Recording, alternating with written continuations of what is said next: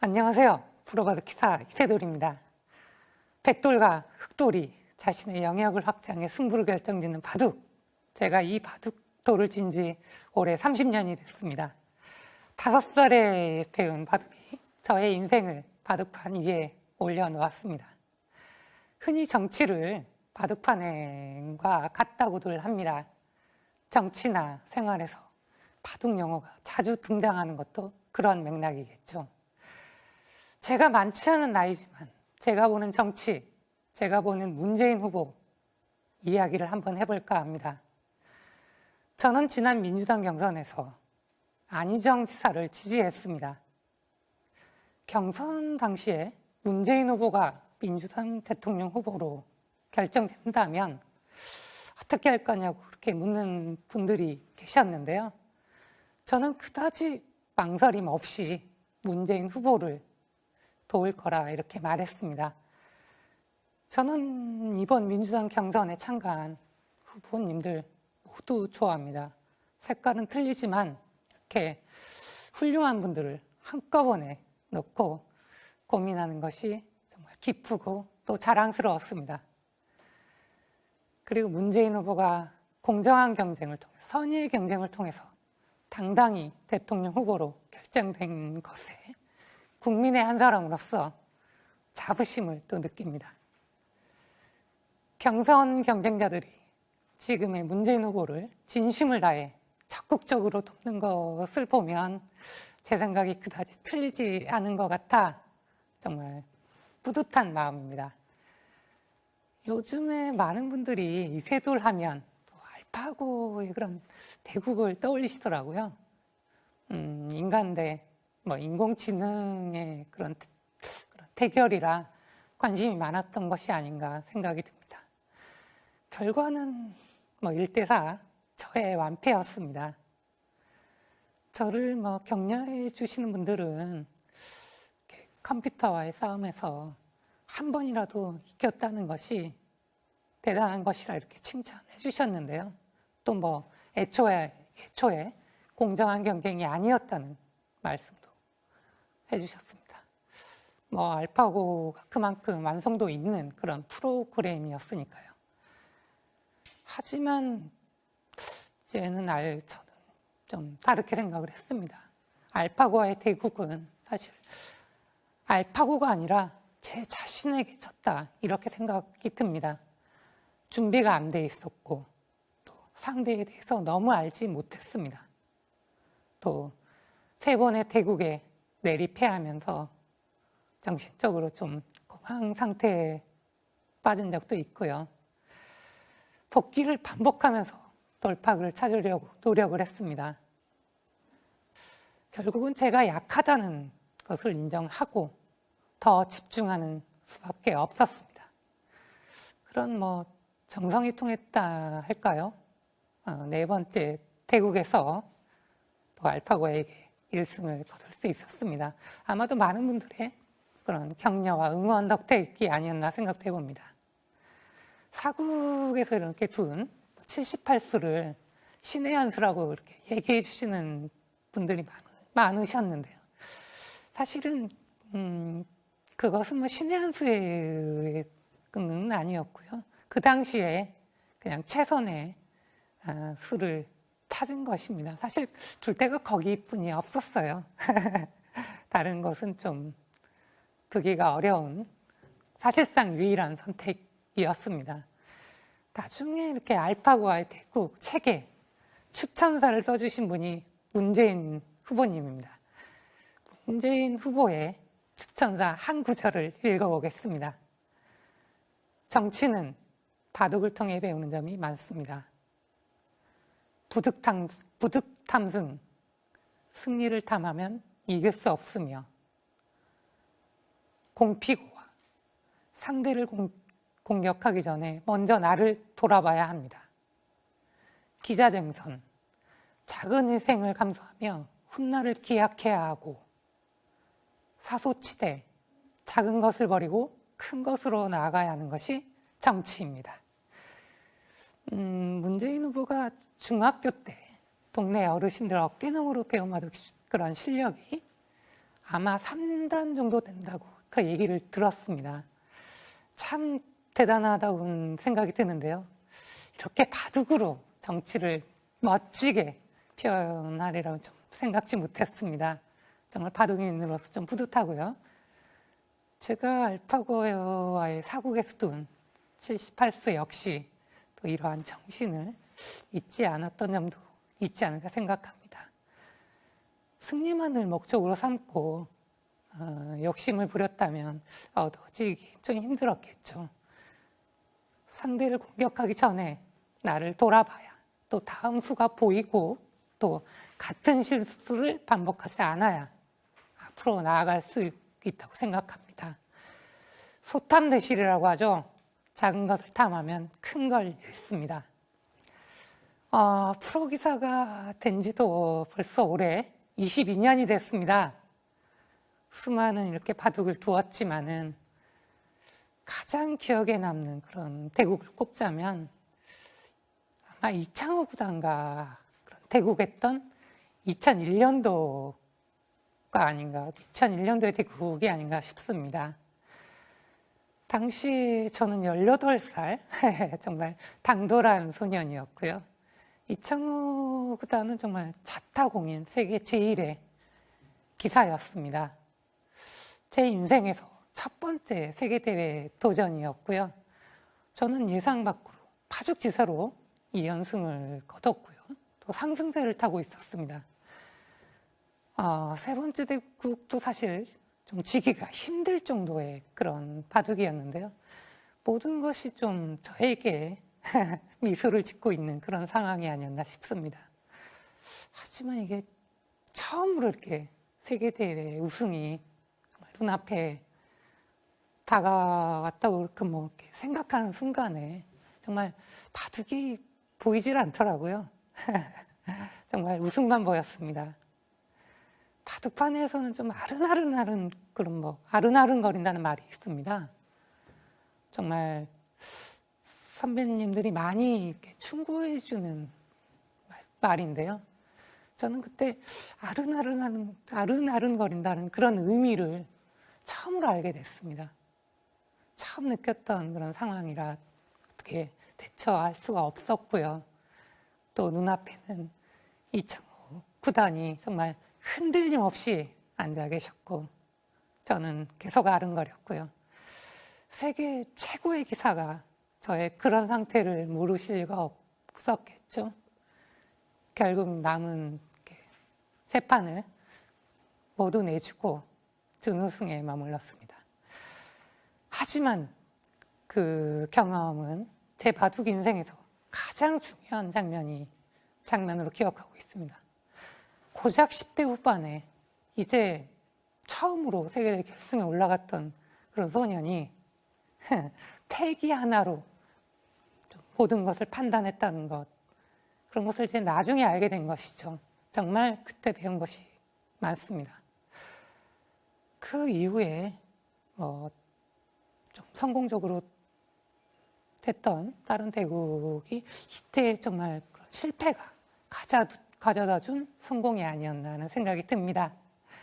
다시 이제 알파고 대국 체계에 그런 실린 후보님의 추천사를 한번 보겠습니다. 알파고의 대결에서 이세돌 구단이 1승을 한 후 쥐었던 환한 웃음은 인류의 희망과 기쁨을 가져다 주었습니다. 저는 바둑을 통해 인생을 배웠습니다. 정치도 다르지 않다고 생각합니다. 언제나 크게 보고 또 멀리 내다보고 전체를 봐야 합니다. 바둑에서 국지전의 승부에 집착하지 말고 늘 전체를 보면서 대세를 살펴야 하는 것과 같습니다.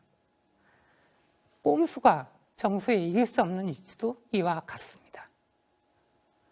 바둑을 모르시는 분들은 좀 너무 평범하다 하실 수도 있겠습니다만 바둑을 조금이라도 아시는 분들은 이 말이 정말 틀림이 없다는 것도 느끼실 것 같습니다. 그래서 바둑처럼 정치도 크게 보고 또 멀리 보고 전체를 봐야 한다고 하는 그런 문재인 후보를 저는 지금 위기에 대한민국이란 바둑판에 신의 한 수를 두어야 한다고 생각합니다. 이런 정치인이라면 부득탐승, 승리를 탐하지 않고 공피고와 나를 먼저 돌아보고 기자쟁선, 훗날을 위해 작은 희생을 감수하고 사소치되 작은 것을 버리고 큰 것으로 나아가리라고 생각하기 때문입니다. 제 애칭이 샌돌입니다. 이렇게 형태 관계없이 물러서는 것을 싫어한다고 해서 붙여진 것인 것 같습니다. 네, 맞습니다. 저는 그다지 이렇게 물러서는 것을 좋아하지 않습니다. 바둑계에서는 상대가 정말 힘들어하는 수를 많이 그런 평도 듣고 있고요. 점잖고 때론 또 물러서서 참을 줄 아시는 그런 이창호 구단도 계시지만은 저는 그런 분들에게 많이 배웠습니다만 제 스타일은 정말 좀 처음부터 끝까지 치열하게 두는 그런 스타일이고 아마 앞으로도 그런 스타일을 고수하지 않을까 생각합니다. 12살에 프로기사가 된 이후에 이런저런 일로 좀 많이 회자가 됐는데요. 17살에 또 승단대회 문제를 좀 지적을 했고요. 또 승단을 거부하기도 했습니다. 2009년도에는 정말 좀 더 합리적인 우리 한국 바둑의 모습을 기대하면서 휴직을 한 적도 있고요. 한동안 좀 반상을 떠났었죠. 지난해에도 여러 가지 또 얘기가 있었습니다. 이렇게만 들으시면 제가 사실 엄청 말썽꾸러기 같죠? 사실 제가 말썽꾸러기에 맞습니다. 사실 대한민국에는 저 같은 말썽꾸러기가 많아야 한다고 생각합니다. 아니라고, 옳지 않다고 생각하면 정말 목소리를 내야 하고 또 함께 고쳐나가야 된다고 생각합니다. 그런 생각이 없었다면 지금까지 바둑을 둘 수 없었을 겁니다. 제가 말썽을 일으켰기 때문에 그래도 조금씩 그런 달라지는 부분이 생겨났다고 생각합니다. 관행이니 따라라. 오난돌이 정 맞는다. 얼마나 사람들이 당연하게 이 말을 따르고 또 우리 후배에게, 우리 아이들에게 강요하고 있는지 한번 생각해 주십시오. 보십시오. 저는 상식이 통하는 나라에서 정말 살고 싶습니다. 어느새 비상식이 상식인 양, 비상식이어도 불리한 처지에 놓을까 봐 또 우리는 침묵하고 참아왔습니다. 저는 지난 정권에서 있었던 문학의 블랙리스트의 존재를 알고 정말 경악을 금치 못했습니다. 우리 국민의 목소리를 뺏고 국민의 생각을 통제하는 그런 정권, 정말 기가 차는 것이죠. 국민의 안전을 보호해야 할 우리 국정원이 댓글 부대로 전락하고요. 검찰과 경찰은 정말 중립을 잃어버리고 권력자의 손을 들어주는 그런 나라. 여태 이런 나라에 우리가 살고 있었나요? 예. 문재인 후보는 권력의 눈치를 보지 않는 성역 없는 수사기관을 만들겠다고 또 약속했습니다. 누구나 법 앞에 평등하다는 기본 원칙을 지키는 정말 추상 같은 검찰과 경찰의 모습을 기대해 봅니다. 영화나 드라마가 아닌 현실에서 정말 보고 싶습니다. 바둑에서 복귀는 정말 중요합니다. 누구나 실패할 수 있겠죠. 하지만 그 실패했던 그 순간을 순서대로 차근차근 살펴보고 또 실패의 원인을 분석하는 일은 정말 계속되는 승부를 위해서는 반드시 해야 되는 일입니다. 문재인 후보는 4년 전 선거의 그런 복귀를 정말 잘한 것으로 보입니다. 내분으로 지르멸렬하던 민주당을 개혁했고요. 또 정말 국민의 지지와 사랑을 받는 그런 당으로 바꿔놓았습니다. 더불어민주당은 전국적으로 고르게 지지를 받는 119개 의석을 가진 원내 제1당이 되었습니다. 민주당은 새로운 활력이 넘쳐납니다. 차차기에 민주정부를 이어갈 그런 젊은 인재들이 넘쳐납니다. 4년 동안의 복귀 끝에 얻어낸 그런 경험, 자신감으로 문재인 후보는 새로운 대한민국의 대통령이 될 준비를 마쳤습니다. 문재인 후보는 노무현 정부 때 청와대 민정수석으로 일하면서 피로, 과로와 스트레스 그것 때문에 치아가 빠졌다고 얘기를 들었습니다. 또 지난해 4.13 총선에서 하나가 더 빠져서 11개의 치아를 임플란트로 버티고 있습니다. 발음이 약간 좀 어색한 것도 그 때문이겠죠. 왠지 좀 동질감이 느껴졌습니다. 저도 그런 경험이 있거든요.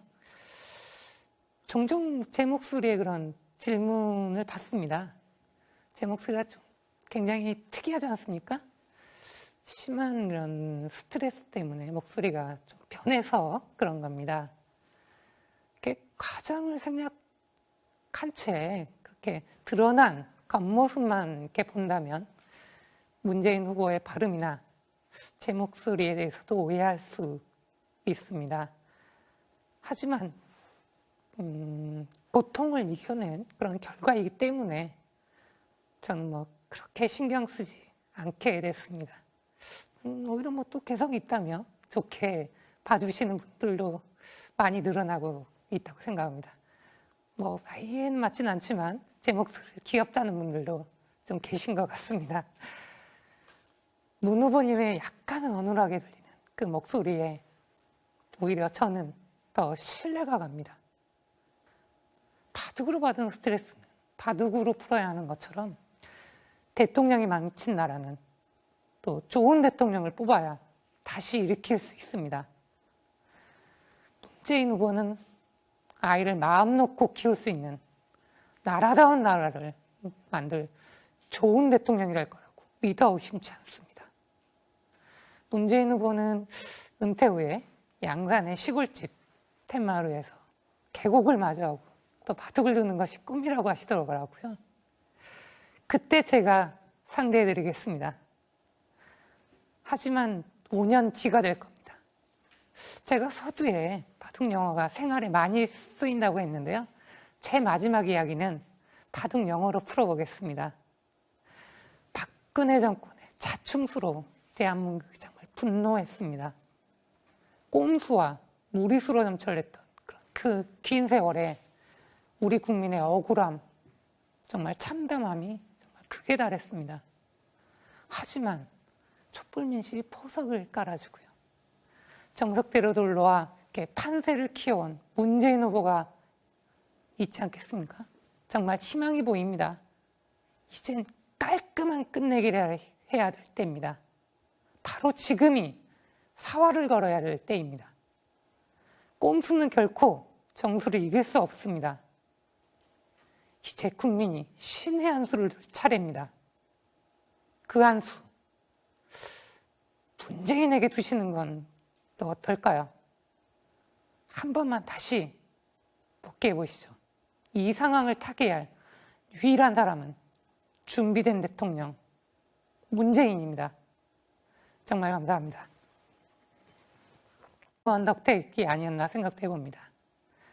사국에서 이렇게 둔 78수를 신의 한 수라고 이렇게 얘기해 주시는 분들이 많으셨는데요.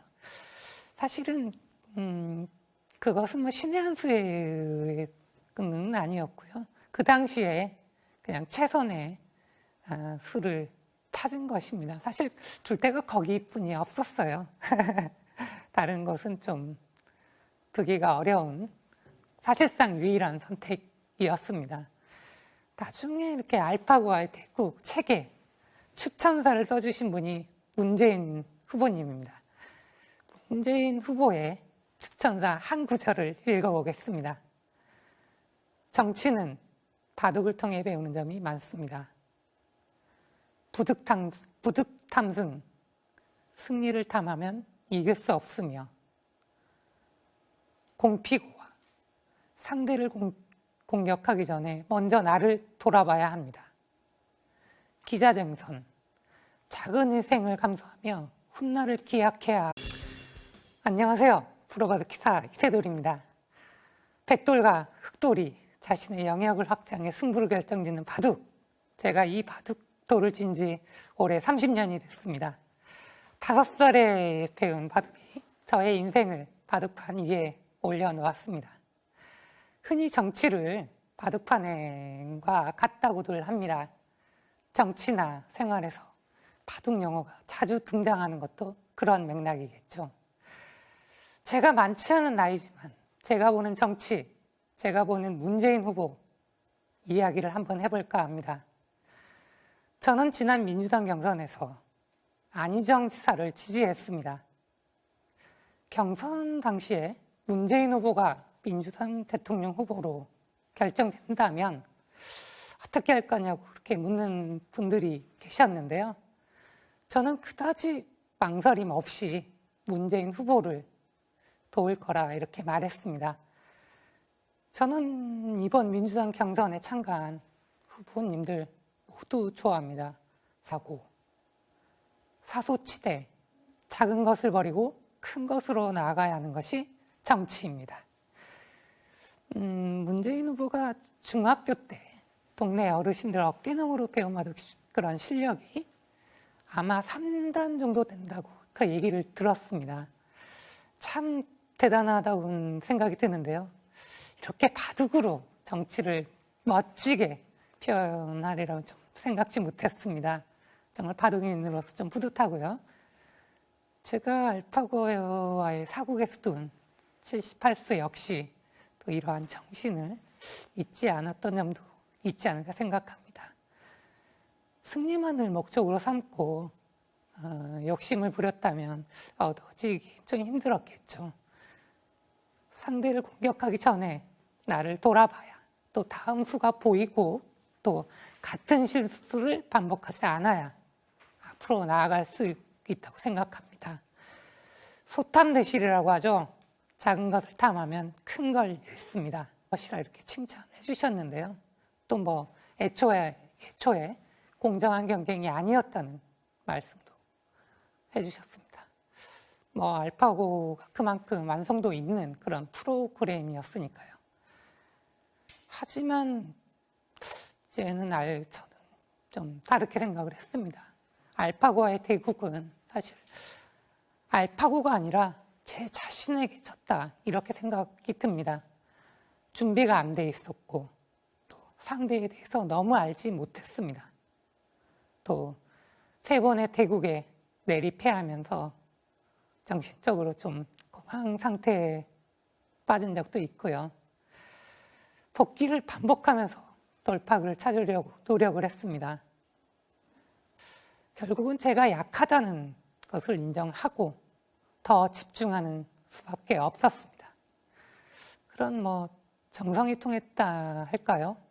4번째 대국에서 또 알파고에게 1승을 거둘 수 있었습니다. 아마도 많은 분들의 그런 격려와 응원 색깔은 틀리지만 이렇게 훌륭한 분들을 한꺼번에 놓고 고민하는 것이 정말 기쁘고 또 자랑스러웠습니다. 그리고 문재인 후보가 공정한 경쟁을 통해서 선의의 경쟁을 통해서 당당히 대통령 후보로 결정된 것에 국민의 한 사람으로서 자부심을 또 느낍니다. 경선 경쟁자들이 지금의 문재인 후보를 진심을 다해 적극적으로 돕는 것을 보면 제 생각이 그다지 틀리지 않은 것 같아 정말 뿌듯한 마음입니다. 요즘에 많은 분들이 이세돌 하면 또 알파고의 그런 대국을 떠올리시더라고요. 인간 대 인공지능의 그런 대결이라 관심이 많았던 것이 아닌가 생각이 듭니다. 결과는 1대4 저의 완패였습니다. 저를 격려해 주시는 분들은 컴퓨터와의 싸움에서 한 번이라도 이겼다는 것이 대단한